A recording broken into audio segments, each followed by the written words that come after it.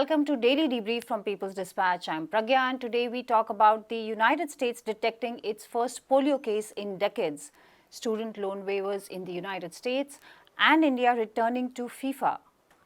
A polio case has been detected in the United States after 40 years. Amid talk about a possible outbreak, there are question marks on claims of having eradicated polio. Health groups have regularly raised concerns about governments in the West ignoring vaccination drives or hoarding vaccines during the COVID-19 pandemic. Recently, monkeypox cases were detected in Europe and elsewhere, suspected to have arrived from West Africa. Such infections highlight the lack of attention to disease control through vaccination in the global north and the crisis of access in poor countries.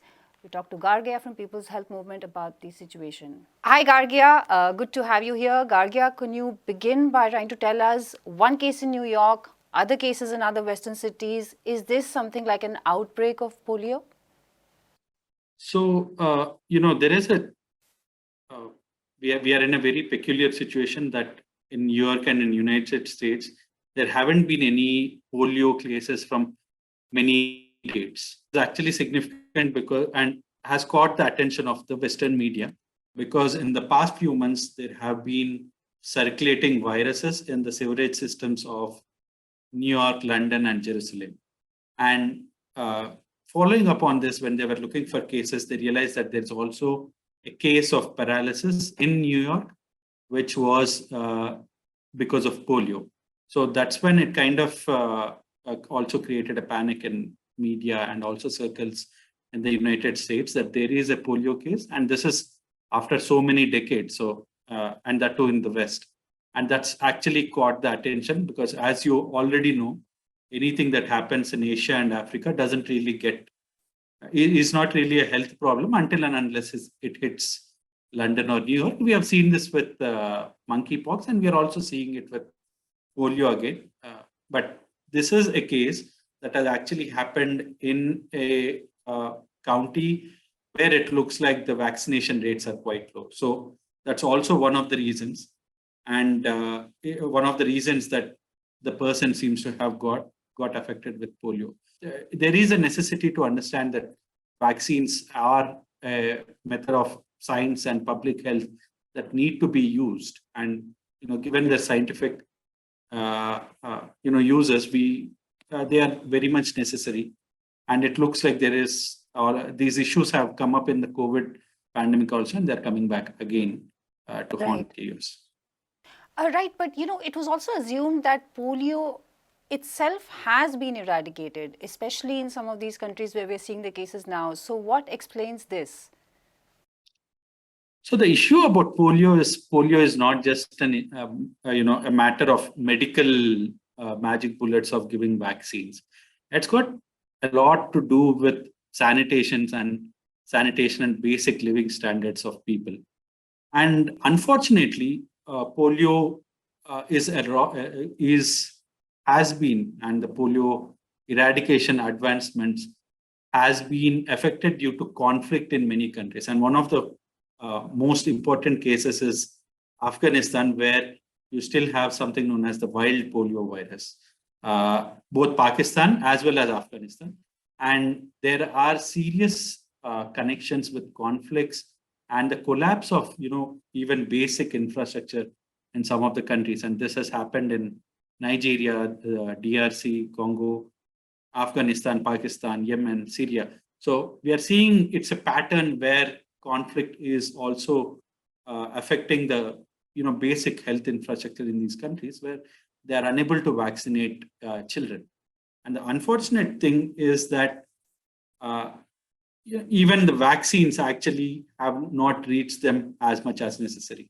So there was an instance and the particular one that you're seeing is actually connected to a 2016 incident where there was something known as a switch from taking oral vaccine to injectable vaccine for something known as polio virus type 2.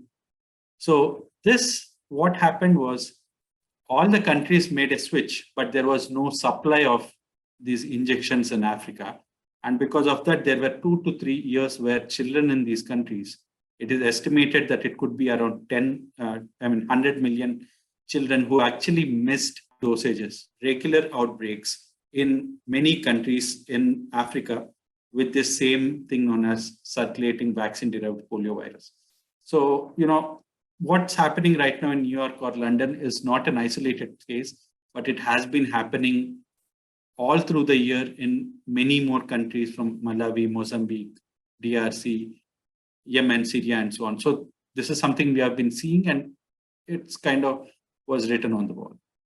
All right, Gagia, thanks very much for that. Thanks for joining us. The United States has announced a student loan waiver, one of the campaign promises of President Joe Biden.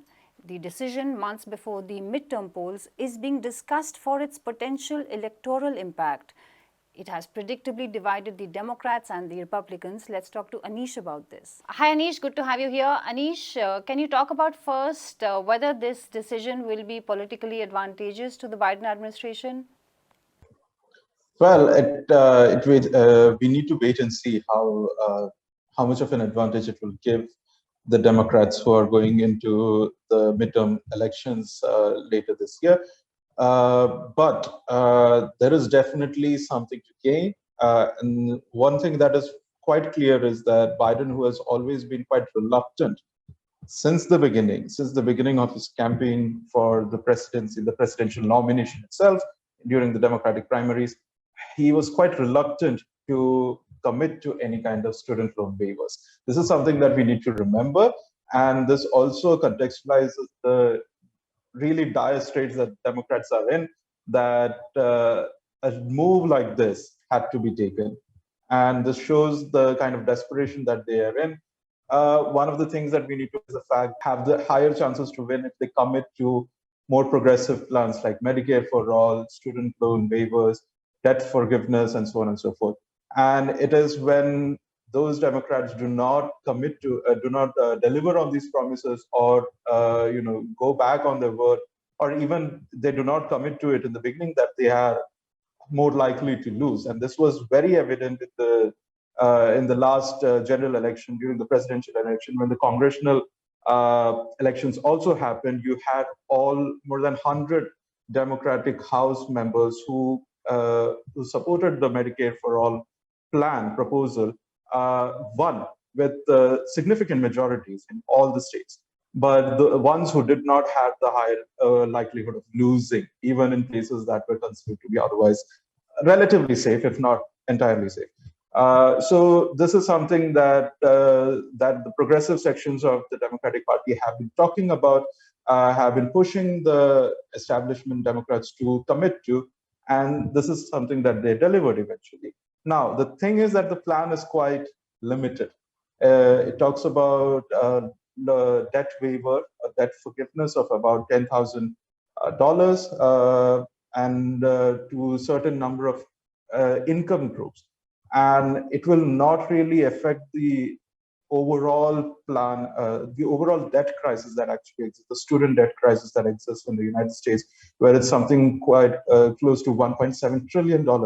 This is bigger than most countries' GDPs. We need to remember that. And even then, the estimates that the White House had given in their fact sheet is that it will cost the government about $300 billion in 10 years. So, Right. So the immediate effects are not going to be seen that clear.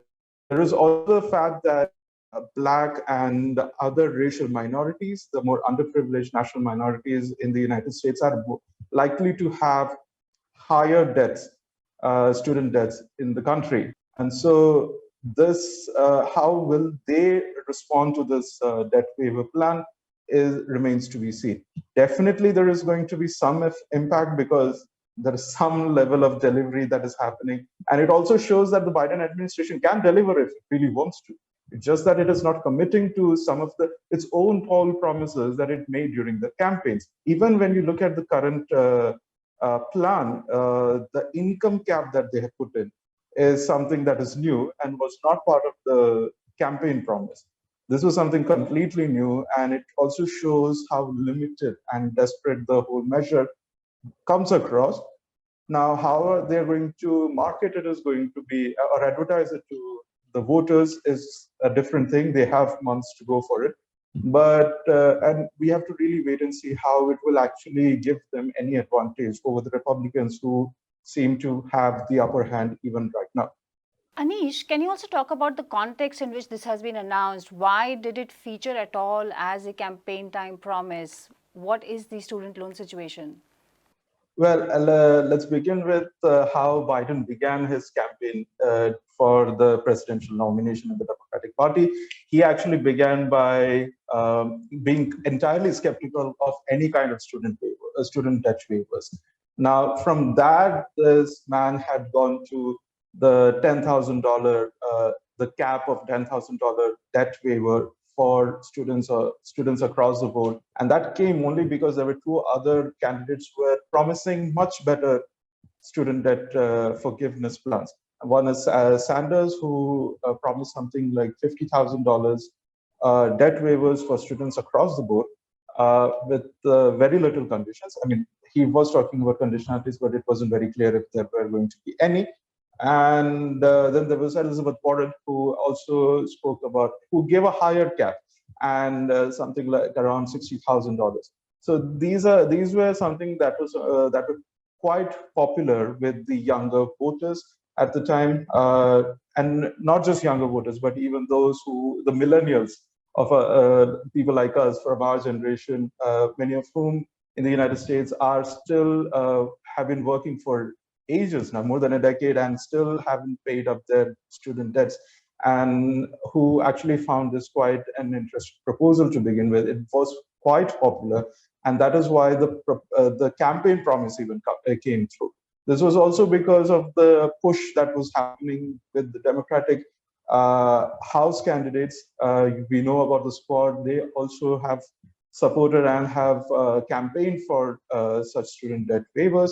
There were also social movements who were keen on supporting the Democratic Party simply because Trump was the president, and they actually galvanized the campaign for the Democrats in the 2020 elections because of a whole host of limited but slightly better poll promises that the Biden campaign had given, which included expanded Obamacare, expanded debt waiver, the student debt waivers also, but also other facts like some level of criminal reforms and so on and so forth. So in all of these, the Biden administration's campaigns, many of which could have been done even without congressional help. A plan like this was obviously done without any congressional help. And this was something that the executive could have executed much earlier, probably right after his administration began. And from there, he could have proceeded further. But we are seeing this now almost more than a year and a half later, and in a much more watered down level than what even Biden had promised.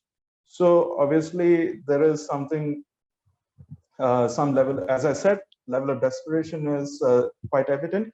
But it also shows how the popular demand is quite clear because there are about 45 million people who have thousands of dollars in student debts. And as I said, it's a major crisis. It's the size of a major economy to begin with. One of the G20 economies, some of the G20 economies do not have $1.7 trillion in their GDP. So we are talking about a massive debt crisis that already exists. And if it keeps ballooning, that is going to be a bigger problem in the future. And so obviously this plan has some relief, and it at least intends to relieve some people, but we are not sure how far it is going to impact the common people. And again, as I said, we have to wait and see how it is going to help the Democrats in the upcoming midterm.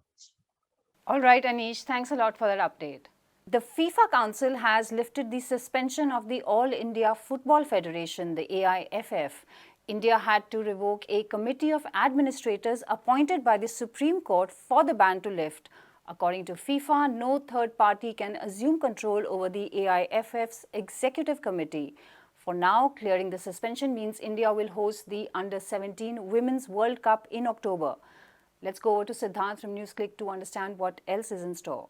Siddhant, this suspension seems to have been lifted as quickly as it was imposed. Why is that? Pragya, I think we briefly touched on this when we talked about the ban being imposed in the first place, and probably many people still don't know that for a short duration, 1/5 of the world's population was banned from participating in the global game. But the timing of it even then was questionable, because I think it was meant to kind of put pressure on a reaction to happen in time for the Under-17 Women's World Cup to be sort of given to India and or to proceed as per the original plan. Because of the suspension, it was mentioned that as of now, India will not be hosting this tournament. Right. So that tournament begins in October. So we had a very narrow window in which all of this needed to be resolved. And the Bureau of the Council of FIFA is a 7-member body that is actually, its entire purpose is to react with a bit of promptness to situations that arise that require immediate handling, right? So the entire committee, the entire council of FIFA cannot perhaps meet on a unplanned basis. They have scheduled meetings. But these guys are on the job all the time, and they kind of take these big calls. So as soon as the Supreme Court of India removed the mandate, FIFA had in its original letter given a 3-point agenda of what needs to be done. As soon as the Supreme Court removed the mandate of the Committee of Administrators and said basically things go back to the way they were before, Right. FIFA's entire objection to the process, or the process essentially ended, I guess, and therefore FIFA withdrew its objection to the process happening in the first place.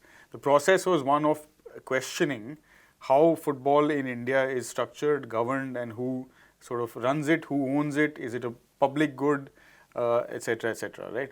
So those questions remain sort of unanswered, but FIFA's objection to how the process was proceeding by the laws of the land, etc., etc., that has been eliminated essentially by the Supreme Court saying, okay, we won't have anything to do with this matter any further.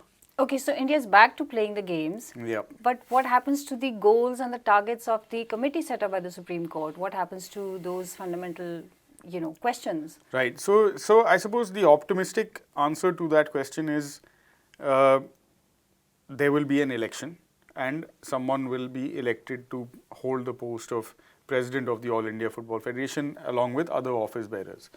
And they will then examine whether some of those fundamental questions, the new constitution that was to be adopted that included players, for example, Okay. right, to have a part in the electoral process also. So not just you come to advise, but you also have a stake in it, and you are then a party that those who are standing for positions have to engage with in that manner. So you become part of the constituency. That was a fundamental change that everyone who is currently running sport in the country is opposed to. So they don't want the primary stakeholder, which is the athletes, to be involved in the running of the game for multiple reasons, and I don't think we have the time to get into those things. But players are raising those questions, and we have a couple of players, including one who is India's most famous football player, Baichung Bhutia. He played over 130, 140 international games and is quite well respected in football. So he's in the fray for president. So there's going to be quite an interesting election. Unfortunately, or however you look at it, there's a contender, also a former player by the name of Kalyan Chaubey, who's being backed by all of the, I think, powers of the BJP, which rules India at the center. So there's major sort of political also impetus here, backing, etc., etc. And if we go back to the status quo and players don't have the right to say anything or don't have a voting right anyway, then politicians and political parties will Take over. take over. Yeah, and then those questions then will change. They will depend on whoever is in power and how they want to rephrase the questions, and whether they want to actually make it more inclusive or not, whether they want players to participate in those processes or not, and if they do, in what capacity. All of those things we are basically now back to where we were 5 years ago, and we start again. All right. Thanks for that update, Siddhant. And that's all we have for you today. Thank you for watching Daily Debrief. Do come back to us on Monday. And for more updates like this, please visit our website, peoplesdispatch.org. and follow us on Facebook, Twitter, and Instagram.